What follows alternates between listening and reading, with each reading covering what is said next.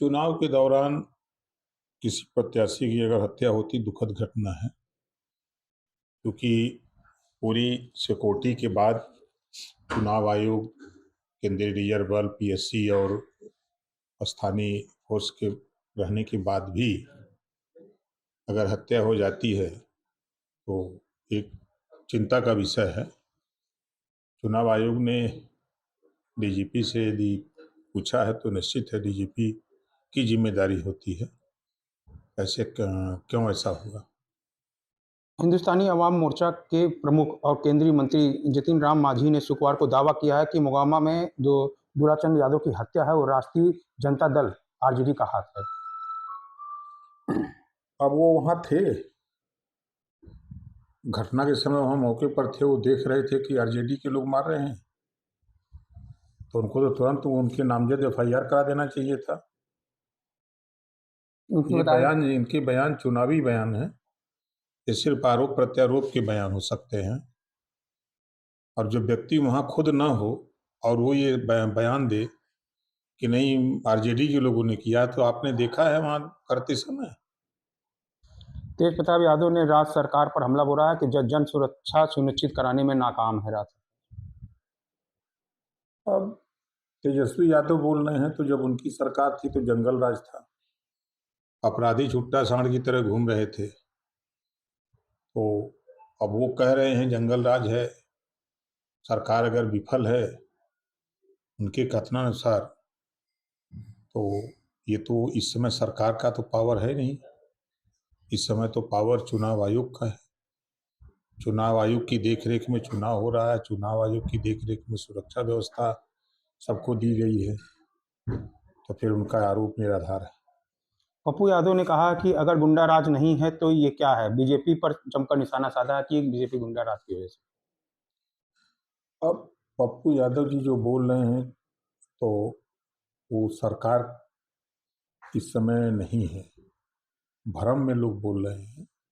चुनाव आयोग के हाथ में सब कुछ है, चुनाव आयोग सब कुछ कर रहा है, देख रहा है, करा रहा है चुनाव।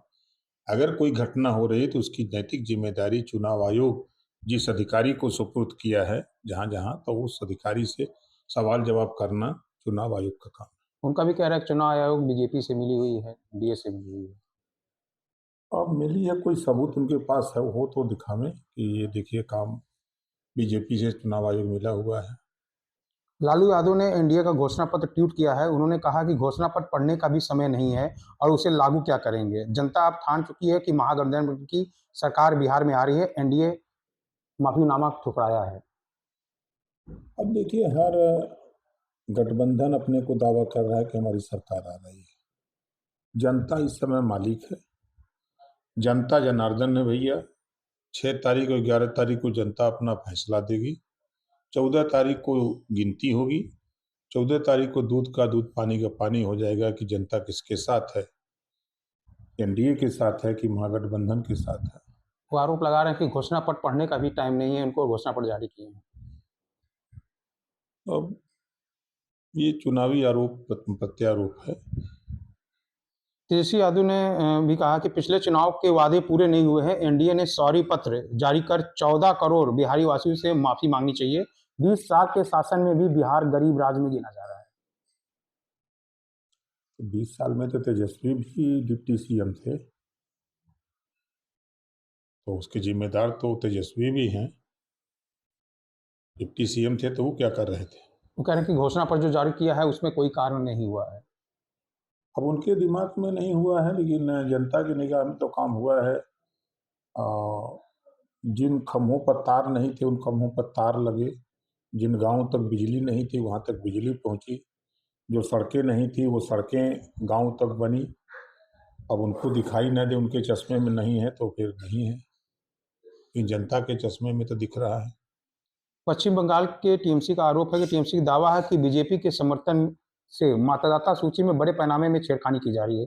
कई जिले में मतदाता क्रमांक के हिस्से ही गायब हैं। वो चुनाव आयोग को अपना आपत्ति देना चाहिए ना कि ये क्रमांक से ये गायब हैं, कि बिहार में भी लोग आरोप लगाते रहे लेकिन कोई साक्ष्य चुनाव आयोग को दे नहीं पाया। इसी तरह ममता जी अगर ये कह रही हैं तो ममता जी को चाहिए कि साक्ष्य सहित चुनाव आयोग को दें, प्रेस करें कि देखिए ये क्रमांक से फला क्रमांक तक ये नहीं है, इसको मेरे ये नहीं है, ये चुनाव आयोग को मैं देने जा रहे हैं, और ले जाकर के चुनाव आयोग को सुपुर्द करें। आखिरी सवाल ये है कि आरजेडी के सांसद मनोज झा ने चुनाव आयोग को पत्र लिखा है, आचार संहिता उल्लंघन का आरोप लगाया।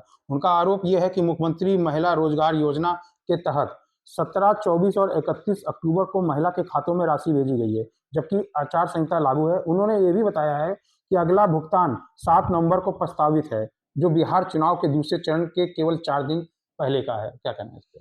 अगर ये बात है तो उनका ये आरोप मनोज झा जी का है कि नहीं, आचार संहिता लागू होने के बाद अगर ये हो रहा है तो निश्चित है उनका शिकायत चुनाव आयोग को संज्ञान में लेना चाहिए।